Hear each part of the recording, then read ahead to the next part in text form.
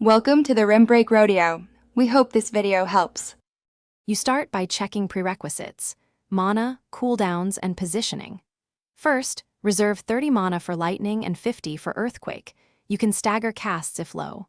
Move to higher ground for lightning to increase range and line of sight, and select a primary target you can keep in sight. Cast lightning first to interrupt or finish a target. Once lightning lands, immediately prepare earthquake if enemies cluster. This opening sequence maximizes single target burst, then area control without wasting resources. Once lightning connected, you follow with synergies that increase damage.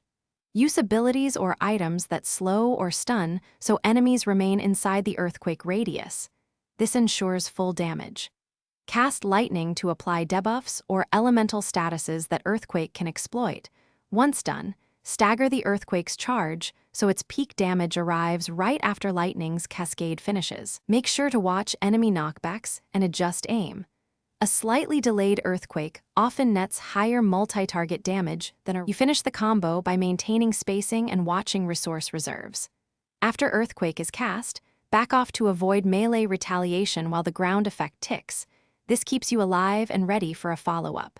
If earthquake lands off-center or misses groups, immediately recenter using mobility or repositioning skills and recast when cooldown allows. Do not persist in a bad placement. Also, keep 10 to 20 mana as an emergency reserve for escape or a quick lightning finish if a target survives. Thanks for watching. Consider subscribing if we helped you.